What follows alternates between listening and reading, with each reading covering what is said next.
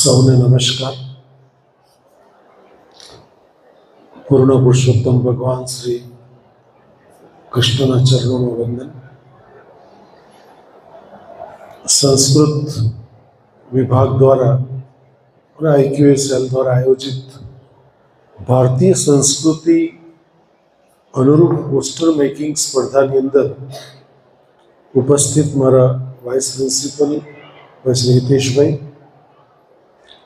સંસ્કૃત વિભાગના અધ્યક્ષા બેન શ્રી રેખાબેન, મારી જ કોલેજના અધ્યાપક ભાઈ શ્રી નિપુલ, આપણી જ કોલેજના ભૂતપૂર્વ વિદ્યાર્થી અને મારો વિદ્યાર્થી એમ કહું તો પણ ગર્વથી કહી શકું એવો ભાઈ શ્રી પિયુષ, ડૉક્ટર પુનિતાબેન, તમામ અધ્યાપક મિત્રો અને વલ્લા દીકરા દીકરીઓ. મેં પિયુષને પૂછ્યું, હમણાં પ્રાર્થના ચાલતી તે સમય દરમિયાન, કે આ લોકોએ શું ડ્રો કર્યું છે? તો પિયુષે કીધું, સર મોટા ભાગે વેદની બધી કંઈક ડ્રોઈંગ કરી છે. એટલે મને વિચાર એ આવ્યો કે ભારતીય સંસ્કૃતિને અનુરૂપ જ તમે જે કંઈક દોર્યું હશે હું છેલ્લે જોતો જઈશ. પરંતુ શિવ પરમાત્મા, કદાચ આપ જાણતા હશો, સંસ્કૃત વિભાગના અમારા સાયકોલોજી વાળી ધર્મિષ્ઠાઈ બેઠી છે. તો શિવ પરમાત્મા, શંકર અને શિવ બે જુદા છે. શંકર એ દેવાત્મા છે, શિવ એ પરમાત્મા છે. આ ક્લિયર કરી લેવાની જરૂર છે, કારણ કે આપણે ત્યાં બંનેને મિક્સ કરવામાં આવે છે. આપણે ત્યાં ઓમ નમઃ શિવાય બોલવામાં આવે છે, ઓમ નમઃ શંકરાય નથી બોલવામાં આવતું. અને ઇવન શંકર પણ શિવની આરાધના કરે છે. શંકર પણ ઓમ નમઃ શિવાય કહે છે. એટલે શિવ તત્વ એટલે પરમ તત્વ છે, જે નિરાકાર સ્વરૂપ છે. કારણ કે ક્વોલિટી ઓફ આત્મા અલગ અલગ છે. જે દુષ્ટ કામ કરે છે એ દુષ્ટાત્મા છે, જે પુણ્યના કામ કરે છે એ પુણ્યાત્મા છે, જે મહાન કામો કરે છે એ મહાત્મા છે, જે ધર્મના કામ કરે છે એ ધર્માત્મા છે. અને સુપ્રીમ ક્વોલિટી આત્મા ઇઝ અ દેવાત્મા, જે તમે શંકર ભગવાન કહી, કૃષ્ણ કહી શકો, રામ કહી શકો, એ દેવાત્મા છે. દેવાત્માની ઉપર કોણ છે? પરમાત્મા છે. અને પરમાત્મા જે છે તે શિવ છે. આ એકદમ ક્લિયર છે. અને એ જે પરમાત્મા શિવ પાસે દેવો જાય છે અને દેવો માંગે છે, ત્યારે શિવ પરમાત્મા એમ કહે છે કે શું આપું? કામધેનુ ગાય જોઈએ, તમારે શું જોઈએ છે? કે પારસમણી જોઈએ છે. એટલે દેવો પણ ગૂંચવાયા. દેવો ગૂંચવાયા એટલે ઋષિઓ પાસે ગયા. એટલે ગુરુકુળો ત્યારે પણ હતા મિત્રો. અને ઋષિ પાસે જઈને દેવોએ પ્રાર્થના કરી કે ભગવાન શિવને અમે રાજી કર્યા છે અને અમારે માંગવું છે. શું માંગે? કામધેનુ ગાય માંગી લઈએ કે પારસમણી માંગી લઈએ? ત્યારે જે સામવેદની ઋચા, જો હું બહુ પ્રોપર હોઉં તો મને બહુ ખબર નથી, પણ ક્યાંક ક્યાંક થોડું થોડું ખબર છે, ત્યાં હું કહું કે સામવેદની ઋચા છે.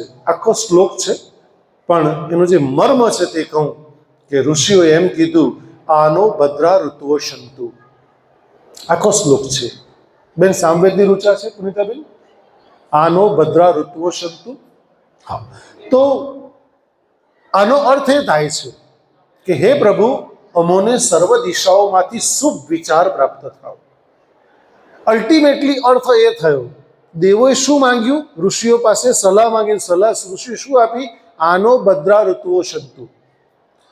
જ્યારે નરેન્દ્રભાઈ મોદીની સભા અહીંયા હતી ને જ્યારે મેં પ્રવચન કરેલું, ત્યારે શરૂઆત મેં અહીંથી કરેલી, આનો ભદ્રા ઋતુઓ શંતુથી કરેલી, કે હે પ્રભુ, સર્વ દિશાઓમાંથી શુભ વિચાર પ્રાપ્ત થાય. મારા મનોવિજ્ઞાનના વિદ્યાર્થીઓ લેક્ચર વખતે શરૂઆતમાં અને અંતમાં આનો ભદ્રા ઋતુઓ શંતુ કમ્પલસરી બોલે છેલ્લા ઘણા બધા વર્ષોથી. હે પ્રભુ, અમોને સર્વ દિશાઓમાંથી શુભ વિચાર પ્રાપ્ત થાય. એટલે જ્યારે શુભ વિચાર પ્રાપ્ત થાય છે એટલે માણસ ખોટું કાર્ય કરતો નથી મિત્રો. એટલા માટે જ તમને ખબર હશે કે પ્લેટોનું પુસ્તક છે રેટોરિક, એમાં લખ્યું છે કે પહેલા માણસે ખુરશી કે ટેબલ બનાવ્યું કે ખુરશી કે ટેબલ બનાવ્યા પછી ખુરશી ટેબલ બનાવવાનો વિચાર આવ્યો? જવાબ એક આવશે મિત્રો, કે પહેલા એને વિચાર આવ્યો હશે. એટલે દેવોને પણ પહેલા વિચાર આવ્યો કે શિવ પાસે શું માંગવું. એટલે તમે સમજી શકો છો કે વેદ પુરાણ ઉપનિષદની અંદર કેટલું બધું મહત્વ છે. અને એક છેલ્લી મહત્વની વાત, જેમાં તમને ખૂબ સુંદર પ્રેરણા મળી શકે ને તમે યુટ્યુબ પર પણ જોઈ શકો, એવો એક છોકરો છે રાજકોટનો, જેનું નામ છે ઉત્તમ મારુ. તમે ચેક કરી શકો છો. આ છોકરાના જન્મથી જ તાળવું નથી, એનું નાક નથી, એનું મોઢું આખું મોટું છે. 27 જેટલા ઓપરેશન થયા છે છોકરાને જ્યારે જન્મ પામ્યો ત્યારે જ ડૉક્ટરે એના દાદાને બોલાવીને કીધું કે આ છોકરાને આપણે અહીંથી પરલોક પધરાવી દઈએ, કે છોકરો તમારે કંઈ કામનો નથી, કારણ કે માત્ર એને સંભળાય છે તે સિવાય દેખાતું પણ નથી. Is a completely blind.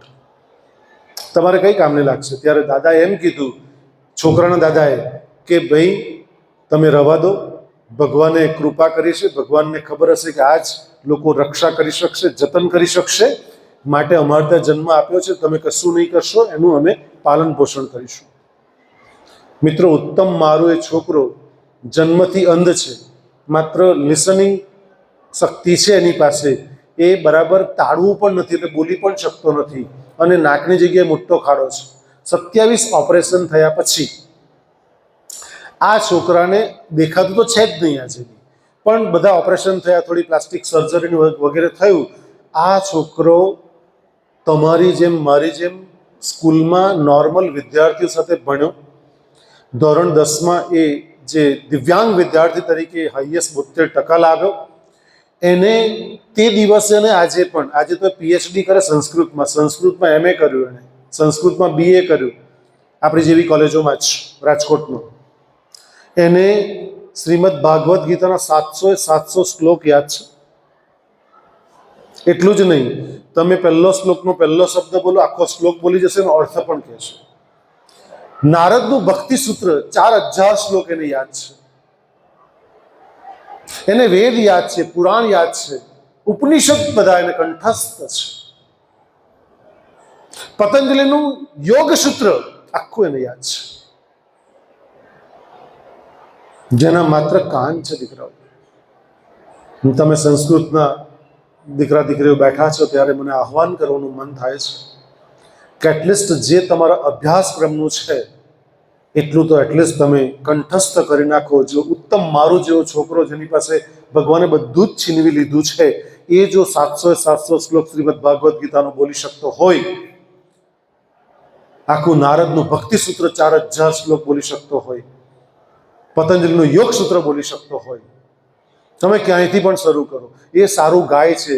સાહેબ, નવાઈની વાત તો એ છે હિતેશભાઈ, કે આ છોકરાને બધા જ વાજિંત્રો વગાડતા આવડે છે, અને સારામાં સારું ગાય પણ છે.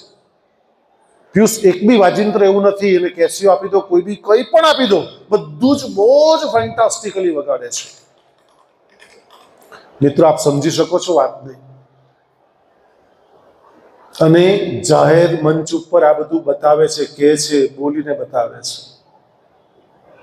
એટલે નમ્ર વિનંતી કરું છું તમામ દીકરા દીકરીઓને કે એટલીસ્ટ તમારું જે કર્તવ્ય કર્મ છે એ એટલીસ્ટ કરો, અને એમાં નિપુણ થાવ. અને પોસ્ટર મેકિંગ સ્પર્ધામાં તમે જે કંઈક આ લોકોએ નંબર આપવો પડ્યો હશે, 1 2 3 એ આપવો પડ્યો હશે, પરંતુ તમે બધા જ વિનર છો એવી દ્રષ્ટિબિંદુ તમારી નવી આર્ટ ઓફ ડ્રોઈંગ કળા, તમારી શક્તિ ખીલે એ હેતુસર સંસ્કૃત વિભાગે જે પ્રયત્ન કર્યો છે એને અભિનંદન આપું છું, અને તમને પણ શુભેચ્છા પાઠવું છું કે જીવનમાં ખૂબ સફળ થાવ એવી શુભેચ્છા. ધન્યવાદ. જય હિન્દ, જય ભારત.